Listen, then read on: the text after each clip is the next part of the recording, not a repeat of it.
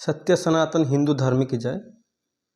चैत्र प्रतिपदा विक्रम संपत भारतीय हिंदू नववर्ष रे समस्त सनातनी योद्धा मानू अनेक अनेक हार्दिक शुभकामना एवं शुभेच्छा।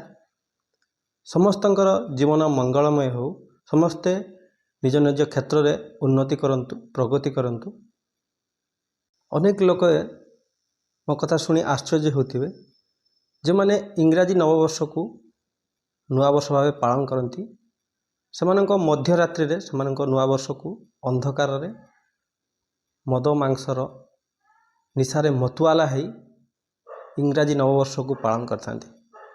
दिनक दिन आम सभ्यता, आम संस्कार, आम धर्म, आम भाषा साहित्यर विराटता को भूली आमे विधर्मी मानकर इंग्राजी नववर्ष को निज नववर्ष रूपे पालन कर आछो।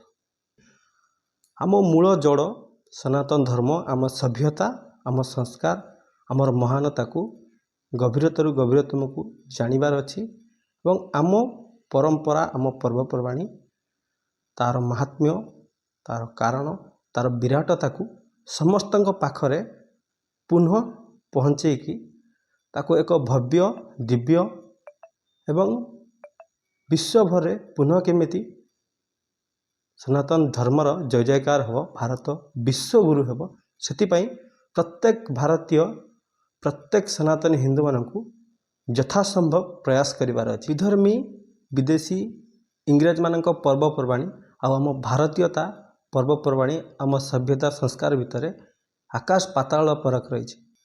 आम भारतीय हिंदू नववर्ष आरंभ हुए सूर्य प्रथम किरणरू।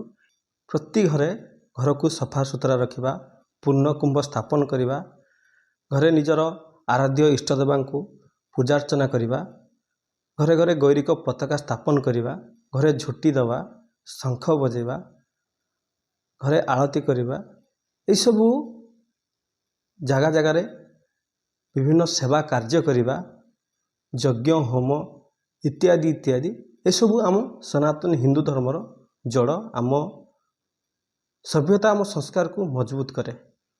भारतर सर्वश्रेष्ठ दान दिनक दिन आम भूली जाऊँ, कारण आम भितर विदेशी विधर्मी मानकर कुचक्रर प्रभाव दिनक दिन विस्तार हो। निज पर्वपर्वाणी, निज धर्म, निज सभ्यता, निज संस्कार मूल चेतना सहित जोड़तु। आम पूर्वपुरुष, आम ऋषिमुनि, आम साधुसंत अनेक अनुसंधान करी, अनेक परीक्षा निरीक्षा करी जो सब महत्व ज्ञान विज्ञान तत्व आमको देइछंती, ताहा आम पाई सर्वोत्तम, आम भारतीय परिवेश पाई सर्वश्रेष्ठ। तेणु एसबू को हरांतु नहीं, एसबू को पुनः स्थापना करंतु, आर प्रचार प्रसार करंतु। एतिक कहबी। भारत माता की जय। वंदे मातरम। जय श्री राम।